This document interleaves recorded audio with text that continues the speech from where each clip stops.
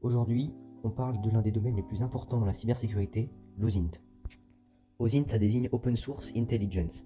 Donc ça vise à récolter des renseignements dont la source est publiquement accessible.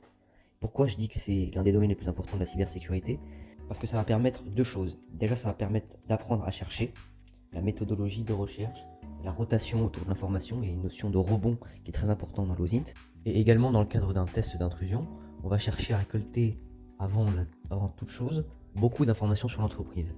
Par exemple, si on voulait faire un test de sécurité sur l'entreprise Tesla, on pourrait se renseigner sur leur badge par exemple, donc, comme j'ai mis sur cette page, et ça pourrait être utile pour après créer nos propres badges, pour aller s'infiltrer dans l'entreprise et peut-être accéder potentiellement à la salle serveur. Voilà. Il y a tout un côté red team aussi dans le test de sécurité. Mais de façon générale, on pourrait aussi récupérer des emails des employés, voir les sites sur lesquels ils sont, commencer à effectivement à faire des rotations au niveau de l'information, à avoir leur pseudo peut-être, apprendre à mieux les connaître pour pouvoir personnaliser les emails de phishing, etc. Donc c'est vrai que c'est quand même la phase finalement qui prend le plus de temps dans, dans un test d'intrusion. L'une des méthodes effectivement pour s'entraîner, c'est de faire des challenges d'OSINT. Alors il y a beaucoup de sites qu'on propose, par exemple osint.e qui est vraiment excellent, mais après je suis pas sûr, je pense pas qu'on puisse diffuser les réponses. Il y a aussi TryHackMe qui est très très bien. Et j'ai aussi découvert ce petit site là qui propose une fois par mois un challenge. Généralement c'est effectivement une question sur une image, donc là par exemple il faut retrouver l'immeuble depuis lequel a été prise la photo. Et donc ça c'est très bien pour s'entraîner après. Donc c'est ce qu'on va faire tout de suite, je vais vous faire voir comment j'ai résolu ce challenge. Alors voici le challenge en question. Le but c'est de retrouver l'établissement où se trouve la personne qui a pris cette photo.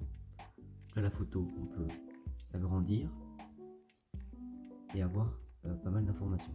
Alors déjà, le premier outil que je veux vous présenter, c'est le plus important pour moi, c'est la prise de notes. C'est-à-dire que bon, dans le cadre d'une toute petite enquête aux comme celle-ci, c'est vrai que on pourrait s'en passer, mais la prise de notes, ça reste quand même le plus important parce que vous allez très vite vous retrouver avec plein d'informations qui ne sont pas forcément utiles et qu'il faudra lier entre elles. Et donc c'est vrai que pour moi, pour ça j'utilise Obsidian, qui est vraiment un très bon logiciel qui permet de mettre comme ça des cadres, de taper des choses dedans et de les relier par des flèches, ça permet de faire des schémas et de vraiment bien s'y retrouver à la fin. Ça fait effectivement des choses comme ça qui sont, je vous spoil un peu, ça fait des résultats comme ça qui sont plutôt lisibles. Donc à partir de cette image, la première chose que je l'ai fait, c'est que j'ai regardé ces métadatas.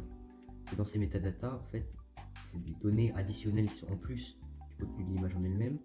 On peut retrouver pas mal de choses. Alors on pourrait retrouver la localisation directement de l'image, en l'occurrence c'est pas le cas. Mais ce qu'on a pu trouver quand même comme information intéressante, c'est la date à laquelle elle a été prise. En l'occurrence c'est le 5 juin 2023. Voilà. Donc ça c'est une information additionnelle qui sera pas utile pour résoudre le challenge, mais qui aurait pu avoir une importance dans le cadre d'une autre enquête. Voilà.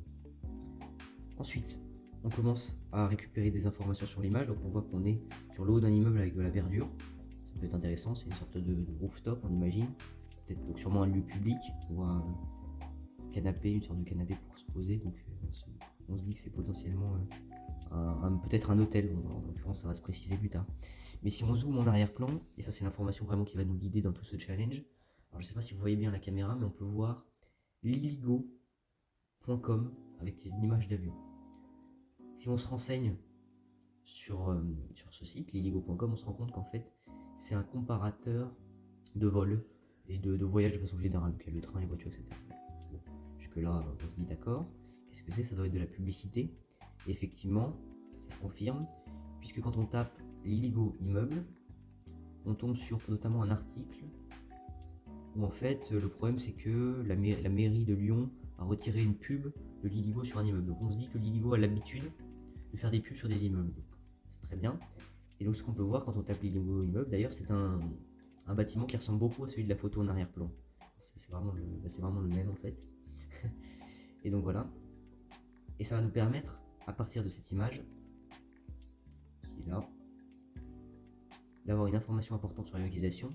C'est ce petit panneau là, porte de la plaine. Parce que bon, l'immeuble en lui-même, on aurait pu sûrement se repérer. Mais là, on a carrément porte de la plaine. Donc bon, ça c'est une localisation à Paris en fait. Et quand on va sur Google Maps, on tape porte de la plaine, on tombe sur cet endroit là. On peut s'y poser avec le petit bonhomme. Là on voit clairement l'immeuble. Donc dans les alentours, en fait juste en face, on a juste à s'axer un peu par rapport à la photo. On a un immeuble, le Mama Shelter Paris Ouest, qui a dans ces images Google à la fois les transats qu'on voyait en images et en plus une sorte effectivement de rooftop où les gens peuvent sûrement prendre le petit déjeuner. Donc la solution, c'était le Mama Shelter Paris-Ouest. C'est vrai que ça, c'était un peu, peut-être que c'était un peu overkill de faire tout un schéma comme ça, mais ça démontre bien la méthodologie qu'il faut utiliser. Donc à la fois, les métadatas, dans une image c'est très important, on aurait pu directement avoir la localisation si ça n'avait pas été enlevé, parce que les appareils modernes enlèvent la localisation dans les données EXIF, effectivement. Les détails des images, avec les noms c'est très important pour repérer les images. La rotation autour de l'information, voir qu'effectivement il y a souvent de la pub. Donc au début j'ai cru que c'était leur siège social en fait, et bon, je me suis rendu compte du coup grâce à cet article qu'ils faisaient souvent de la pub. Retrouver une image, ensuite récupérer encore un détail dans cette image pour après la passer. Et donc si vous voulez vous entraîner, j'ai décidé de créer un petit challenge pour vous qui est en description avec le lien de cette image et la description du challenge. Et donc le but du challenge que je vous propose, c'est de trouver le nom du dirigeant de l'hôtel qui est dans le dos de celui qui a pris la photo. En fait, ici c'est pas très clair, c'est-à-dire que derrière celui qui a pris la photo, bon, en l'occurrence avec Google Maps, il y a un hôtel, il faut trouver le nom du dirigeant de cet hôtel. Voilà, c'est relativement simple, ça se fait en 5-10 minutes. Si vous avez la bonne méthodologie, si vous tombez sur les bonnes informations. Voilà, si vous avez réussi le challenge, n'hésitez pas à le poster en commentaire, à la fois la réponse et votre méthodologie de recherche. Et bien, j'espère que vous avez compris ce que c'était que l'OSINT, vous avez compris ses enjeux. Si vous avez des questions, n'hésitez pas à les poser en commentaire, en plus de la résolution du challenge. Si vous avez aussi des questions, si vous êtes bloqué sur le challenge, vous pouvez aussi en poser en commentaire si vous voulez. Voilà. Et sur ce, je vous souhaite une bonne journée.